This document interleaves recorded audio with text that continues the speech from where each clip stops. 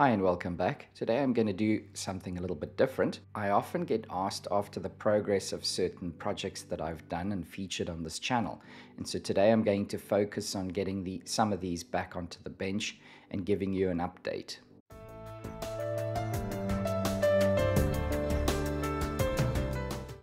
If you find the following content helpful, then you can thank me by clicking the thanks button just below the video.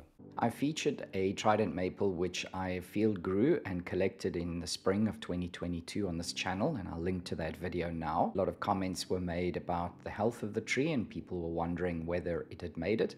As you can see, it is doing very well. In fact, so well that I thought I would take advantage of the energy that the tree had and did some thread grafting as well. A handy technique when you have large scars to accelerate the healing process over that, you can do an approach graft across the scar, and that effectively halves the size of the area. Now this whip or this section that's been grafted in will now thicken up. Then you can do that multiple times, and each time you're essentially halving or quartering or just dividing the space that needs to be healed over. One of the first problems that I'll need to address with this tree is the nabari and this rather large sort of cavity area. It's my intention to use a bunch of young seedlings and essentially do root grafts. In this next video, I did a bunch of approach grafts on a trident maple which I'd also field grown. The tree itself has been growing very vigorously in the past season, and therefore I'm very happy to report back that most of the approach grafts took very well. At this time, all I needed to do was to remove the grafting tacks and seal the areas that were cut. As it is late winter now, it's not a good idea to make any large cuts on the trees because, as you can see, they will weep or leak a lot of sap. In my experience, if you do large cuts too early in the season, then the resulting callus formation is very coarse. If, however, you do the cuts in the latter part of spring, so once the spring leaves have hardened off, the callus formation is much smoother.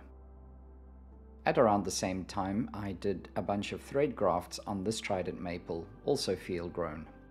From my observations, it would appear that the thread grafts were more effective or successful than the approach grafts. I believe the reason for that is that when I did do the approach grafts, it was in a period where the sap flow was very high, and rather than fuse, instead the tree just formed callus tissue over the approach graft. When doing thread grafts, it's always a good idea to position some buds very close to the trunk, as this gives you options for the future.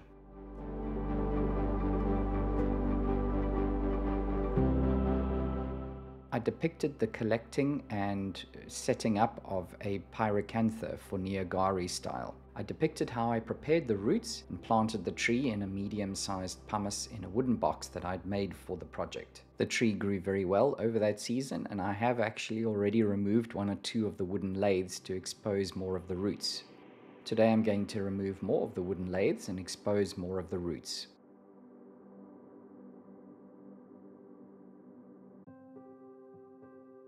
Very thin roots can be cut away as they're not going to survive in any case. Next, I'm going to try and create more interest in the roots by twisting them or pulling them into different directions.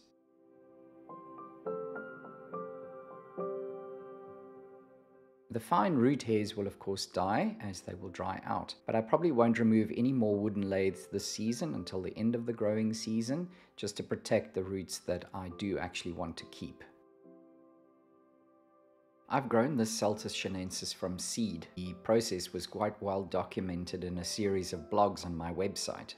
The last time this tree was featured on my channel, I was questioning whether I should air layer the top off and create a shohin tree from it, or to persist with trying to improve the tree in its current state.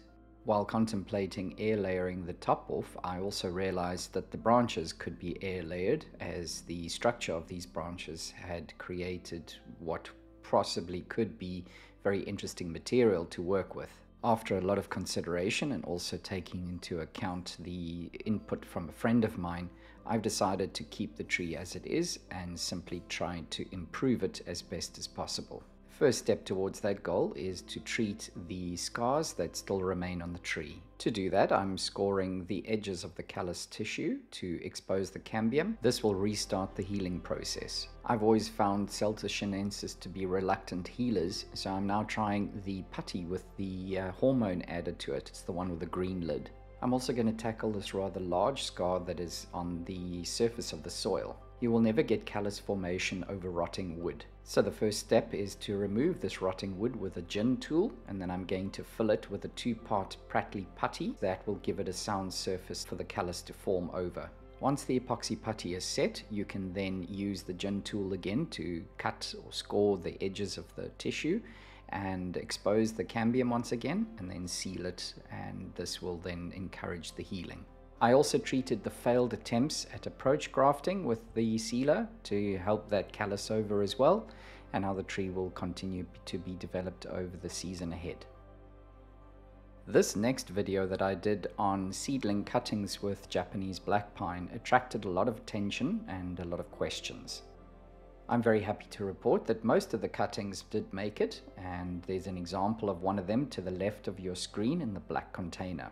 The next example in that order depicts a 2-year-old seedling cutting. The pine next to that is also 2 years old, also grown from seed, but was not treated as a cutting. Finally, a black pine that is now 5 years old, also grown from a seedling cutting. And as you can see from the example here, 1-year-old pine from seed, treated as a cutting, you will see all these buds very low down on the trunk. 1 year later, and the trunk is thickened, and the buds have grown. This plant is the same age, the trunk is around about the same thickness, but you can see the lower section of the trunk is totally devoid of buds. So this tree will never be a small tree, a shohin or a mami sized tree. You will either have to make a bunjin or a larger tree from this material. In contrast, material that is developed from seedling cuttings does provide buds very low down in the trunk, and this enables you to have the branch structure that you need to develop for the smaller trees. Additionally, when you're growing root over rock, it is helpful to have all the roots originating from a single point on the trunk. This example was grown from 2-year-old seedling cutting material grown for root over rock, and has only been on this rock for 1 season. And with all the low buds that it has on the trunk line, it is going to be relatively straightforward to develop a small root over rock tree with it. In one of the videos I did last season, I showed how to plant a very inexpensive Japanese maple forest using seedling material. All of the trees survived and are growing quite healthily. In autumn, when the leaves had changed color, I removed the leaves and just gave the trees a light cut back to prepare it for spring. And I also applied some light wire just to put a few more curves in the trunks.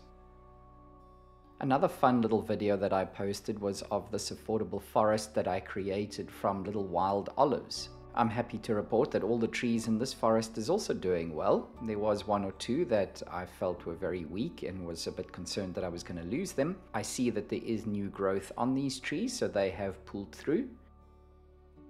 Another exciting project that I've posted videos on previously is this Clump Style Myrtus communis. This tree is developing extremely quickly. I'm able to work on this clump several times in a season, which does concern me slightly as to the amount of work that lays in store for me in the future when this tree is beyond the development stage and as in the maintenance phase.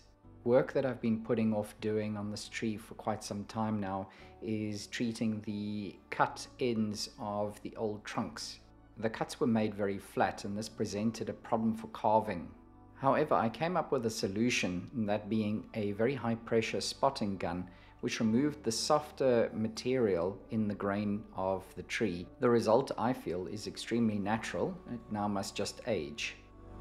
If you found that content helpful and you'd like to thank me for it, please do so now by clicking the thanks button just below the video.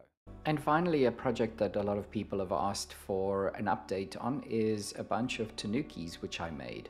They have all been developing very well, but I'm only going to feature one of them in today's video. On these Tanuki, the live trunk was placed directly on the surface of the dead. In all cases, the trunk has really conformed very nicely to the shape of the dead trunk. I've got two live trunks running up this Tanuki. I'm not sure how it escaped me before, but it appears as though the foliage on the two trunks is different. The only solution to that will be to graft the greener and more preferred foliage onto the right-hand side of the second trunk. It being late winter, I'm not going to do too much work. I just wish to remove some of the foliage from the very heavy apex, which I've been using to develop the girth of the trunk. Then I'm going to remove some of the weaker interior growth and growth also that is growing from the bottom of branch pads and branches. Finally, I'll apply copper wire and then wire the branches into position, bearing in mind that the objective at this point in time is to position the branches fairly broadly or sparsely. This will allow for maximum sun penetration into the canopy or foliage. Bearing in mind that the goal at the moment is to develop the structure of the tree, density or ramification will come later.